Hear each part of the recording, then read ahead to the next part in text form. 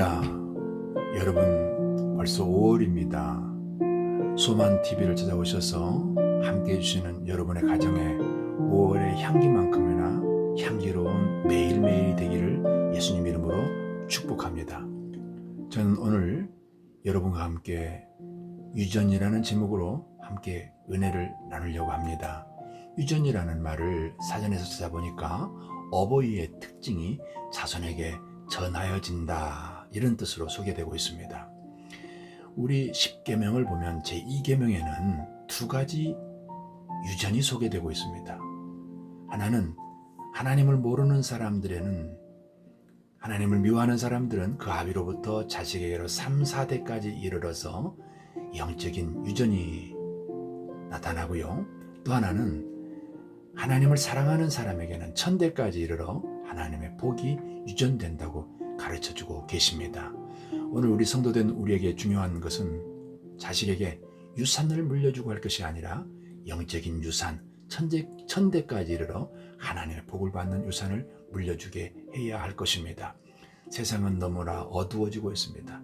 매일매일 뉴스의 머리 헤드라인에는 끔찍하고 입으로 재현하기도 어려울 만큼 끔찍한 사건들이 일어나고 있습니다. 이때에 크리스찬들은 자녀들을 믿음으로 세워서 마치 어두운 땅에 촛불을 켜듯 세상의 빛으로 서도록 해야만 하는 것입니다. 이것이 성도된 크리스찬 부모의 책임인 것입니다. 구약의 사무엘 어머니 한나는 오랫동안 임신을 하지 못했습니다. 그러나 간절한 기도로 임신을 해서 아들을 낳았습니다. 그리고 그 아이가 젖을 뗐을 때 성막에 안고 가서 하나님께 기도하는 장면이 사무엘상 1장 18절에 이렇게 기록되고 있습니다. 이 아이를 하나님께 바칩니다. 이 아기의 평생을 하나님께 바칩니다. 이런 고백을 합니다. 이 모든 이런 고백들은 우리 크리스찬 성도들의 가정에 부모들의 고백이 되어야 할 것입니다. 이스라엘 백성은 아이들이 말을 배우기 시작하자마자 가르쳐야 되는 하나님의 명령이 있습니다. 신명기 6장 4절 이하에 있습니다. 이스라엘아 들으라. 우리 하나님 여호와는 오직 하나인 여호와시니 너는 마음을 다하고 성품을 다하고 힘을 다하여 네 하나님 여호와를 사랑하라 하라고 하는 말씀인 것입니다.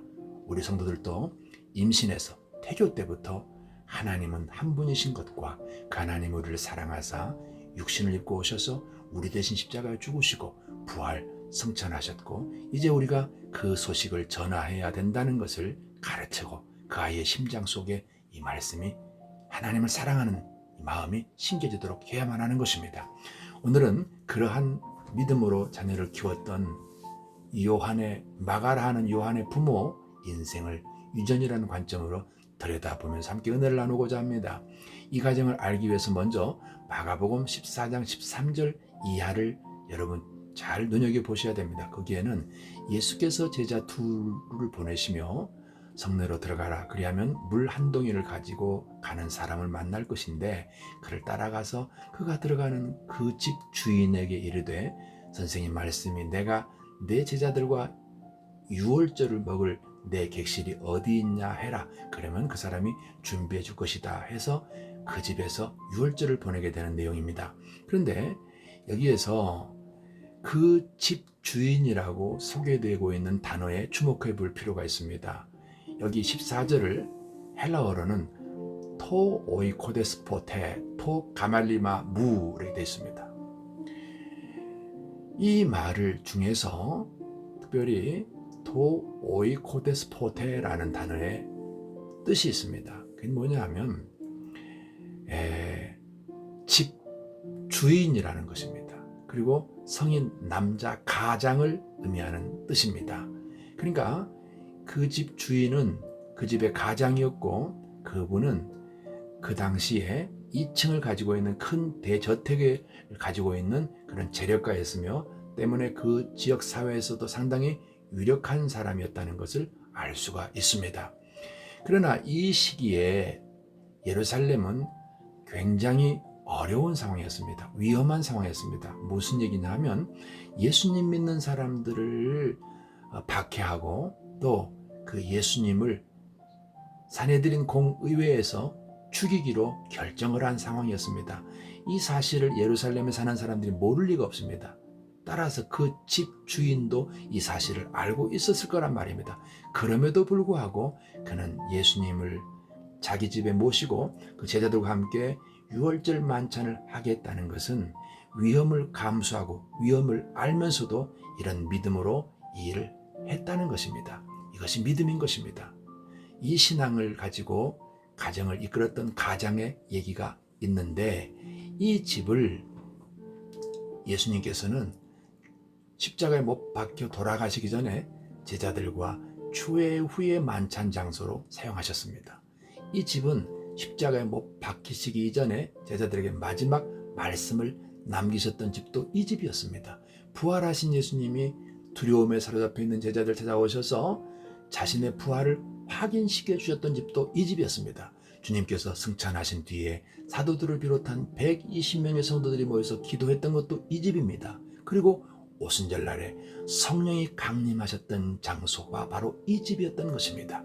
이 집을 성경은 마가라 하는 요한의 어머니 마리아의 집이라고 밝히고 있습니다. 그렇다면 마리아와 이 집주인 가장과의 관계는 부부라는 얘기가 되는 것입니다. 그리고 그 집의 아들이 마가라고 부르는 요한이었던 것입니다. 마가 요한이라고 두 가지 이름이 있는 것은 로마의 식민지에 있던 당시에 로마식 이름과 히브리식 이름이 동시에 사용되었던 것입니다. 자, 그렇다면 이번에는 사도행전 12장 6절 이하에서 그 마리아, 즉 마가라는 요한의 어머니 신앙을 좀 살펴보도록 하겠습니다. 그 당시에 헤롯이 유대인의 관심을 사기 위해서 초대교회 지도자였던 야고보 사도를 죽입니다. 그리고 베드로도 죽이려고 감옥에 이제 가뒀는데 성도들의 간절한 기도로 천사가 그를 구출해냅니다. 그리고 나서 풀려난 이 베드로가 어디로 갑니까? 바로 마리아의 집으로 갑니다. 이건 약속된 일이 아니었습니다. 그럼에도 불구하고 그 집으로 찾아가는 이 베드로의 동선을 보면 이미 그 집은 오래전부터 제자들이 모였고 성도들이 모였고 기도했고 예배에 아마 처소로 사용됐다는 것입니다. 자, 이때는 예수님이 십자가에 죽으시고 부활 승천하신 후 10년쯤 세월이 지날 때입니다. 그리고 여기에 자세히 소개되고 있지는 않지만 그 집의 가장이었던 남편도 어느 날인가 하나님의 부르심을 받고 이미 이 세상 사람이 아니었던 상황입니다. 자, 그렇기 때문에 성경은 소개할 때 이 집을 뭐라고 그런다고요? 마가라는 요한의 어머니 마리아의 집이라고 밝히고 있는 것입니다. 자, 그렇다면 이 여인 마리아는 남편 없이 홀로 외아들 마가 요한을 양육하고 있었던 것입니다. 자, 이 시기에 헤롯 왕 아그리빠가 교회 지도자들을 죽이기로 했고 초기 성도들에게 박해가 심각한 상황이었습니다. 그럼에도 불구하고 감옥에 갇혀 참수형을 기다리고 있는 베드로를 위한 기도 처소로 자신의 집을 제공했습니다. 그러면서 변함없이 남편 뒤를 이어서 예수님을 사랑하고 하나님을 섬기는 섬김을 지속적으로 하고 있었던 것입니다. 이런 부모의 신앙을 보며 마가는 잘하고 있었습니다. 자, 그 정도의 신앙을 가지고 있는 마리아라면 외아들 마가를 위해서 얼마나 간절하게 기도했겠습니까? 그 아들이 자라서 하나님의 뜻을 이루는 하나님께 쓰임받는 사람으로 세워지기를 간절히 기도했을 것이란 말입니다. 자, 이제는 그런 결과를 보면서 마가가 어떻게 자랐는지를 한번 찾아보겠습니다. 골로새서 4장 10절을 보면은 마가는 바나바의 생질이요, 다시 말하면 바나바와 마가는 사촌지간이라는 말인 것입니다.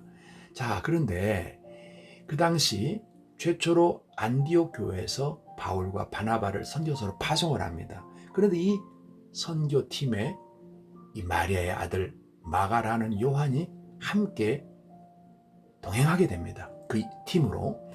이것은 아들을 혼자서 기르고 있는 어머니의 입장에서 귀한 아들을 여기 이렇게 선교팀에 따라 보내는 것, 이런 결정은 쉽지 않았을 것입니다.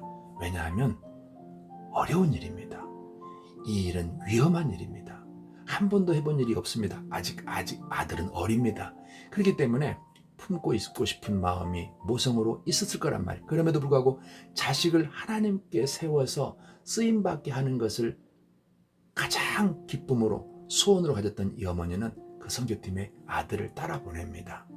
그런데 미숙한 이 마가가 사건을 일으킵니다. 그 사도행전 13장 13절에 보게 되면 그 아들이 마가 요한이 중간에 선교를 포기하고 집으로 돌아와 버립니다. 이 일이 큰 일로 번집니다. 사도행전 15장에 가니까 1차 전도 여행을 마치고 2차 전도 여행을 떠나려 할 때 바울과 바나바가 심하게 다투었다는 기록이 있습니다. 왜 그랬느냐? 마가를 데리고 갈까? 데리고 가자? 아니다. 데리고 가자? 안 된다. 이 바나바와 바울이 다투었다는 겁니다. 그래서 결국은 따로따로 선교를 나갑니다. 자, 이런 상황을 옆에서 보고 있는 마가 요한의 어머니는 얼마나 가슴이 아팠겠습니까? 자기 아들 때문에 바나바와 바울이 이렇게 갈라져서 이렇게 서로 다툼이 있다는 것을 보면서 얼마나 미안하고 또 얼마나 또 하나님 앞에 가슴이 아팠겠습니까? 그래 어머니가 얼마나 눈물로 기도했겠어요. 자, 그러면 이 아들이 어떻게 변했을까요? 이후 세월이 흐른 뒤에 빌레몬서 1장 24절에서는 마가를 바울이 이렇게 부릅니다. 나의 신실한 동역자라고 표현합니다. 얼마나 놀라운 변화입니까? 또 베드로전서 5장 13절에 보니까 베드로는 마가를 내 아들이라고 부릅니다. 신약 성경에 등장하는 수많은 사람들 중에 사도 베드로와 바울로부터 이렇게 신임을 받은 사람은 마가밖에 없습니다. 그리고 또 하나 더 놀라운 것은 복음서 중에 첫 번째 책인 마가복음을 이 마가가 기록을 했어요. 마가복음의 저자입니다. 이게 왜 엄청난 일이냐 하면 성경은 약 1500년에 걸쳐서 기록된 책입니다. 그리고 이 1500년 동안 얼마나 많은 사람이 이 땅을 왔다가 또 떠났겠습니까? 별처럼 많은 숫자 아니겠습니까? 그 사람들 중에 성경 저자로 선택받은 사람들은 40명이에요. 근데 그 40명 중에 마가가 들어있다는 것입니다. 놀라운 일 아닙니까? 이 집의 영적인 유전, 하나님을 잘 섬기는 아버지와 어머니를 통해서 세워진 이 아들이 여기 이렇게 나타나 있습니다. 부모는 자식에게 신앙을 유전으로 남겨야 됩니다. 그래야 자녀들이 신앙적인 인격과 인성, 꿈과 목적을 바로 세울 수 있도록 도와야 되는 것입니다. 그 아버지와 어머니의 신앙이 이 아들 마가의 인생을 이렇게 세웠던 것입니다. 그렇다면 오늘 우리에게도 동일한 적용이 오늘 이 시간에 함께 이루어져야 됩니다. 자식에게 물질적인 유산을 넘겨주려고 하는 것이 보통 일반적인 모든 사람의 생각이라고 봅니다. 그러나 물질적인 유산은 어쩌면 자식을 더 하나님으로부터 멀어지게 할 수도 있습니다. 그러나 내 자식을 이 땅에서와 영원까지 책임질 수 있는 영적인 유일한 유산은 신앙 유전밖에 없습니다. 이 신앙 유전이 우리 아이들에게 있는지에 대해서 점검을 해봐야 하는 시간이 되시기를 바랍니다.